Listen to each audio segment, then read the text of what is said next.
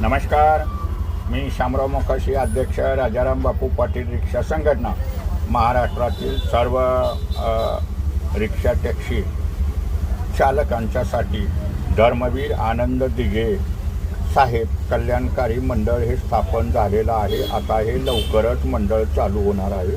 त्या मंडळाला तुम्हाला सभासद होण्यासाठी वर्गणी ही भरावी लागणार आहे प्रत्येक वर्षाला, आणि ह्या मंडळाच्या माध्यमातून 13 योजना राबवल्या जातील आणि त्या योजनेतून तुम्हाला फायदा होईल की तुम्हाला न्याय हक्क मिळेल हे मात्र कुणीही विसरू नका।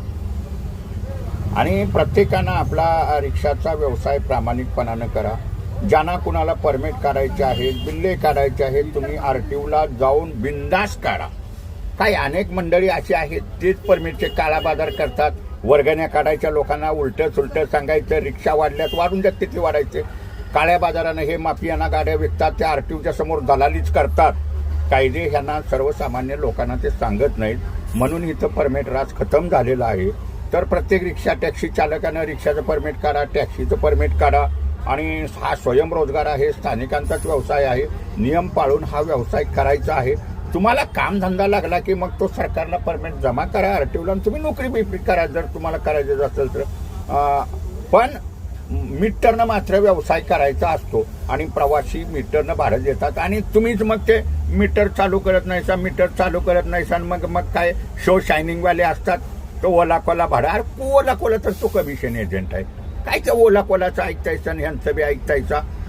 इकडं माफिया आहेत, गुंडा आहेत, हेच काळा बाजार करतात, RTOच्या समोर टपऱ्या टाकून हेच दलाली करतायत, वर्गण्या खातायत। आता लेबर बोर्ड चालू होऊन प्रक्रिया होत आलेली आहे।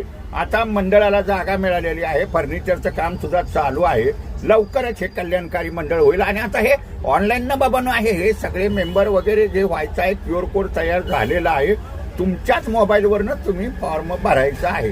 आता मक्तेदारी कुठली राहणार नाही आणि गुरुगिरी बी राहणार नाही, ऑनलाईनचा फंक्शन आहे आणि लेबर बोर्डाच्या माध्यमातून तुम्ही मिळतील। आणि रिक्षा चालकांना, टॅक्सी चालकांना, काळी पिवळी रिक्षा टॅक्सी चालकांना मी एवढंच सांगणार आहे की मीटरनंच व्यवसाय करायचा असतो आणि त्यासाठी शासनानं भारत ठरवून दिलेलं असतं।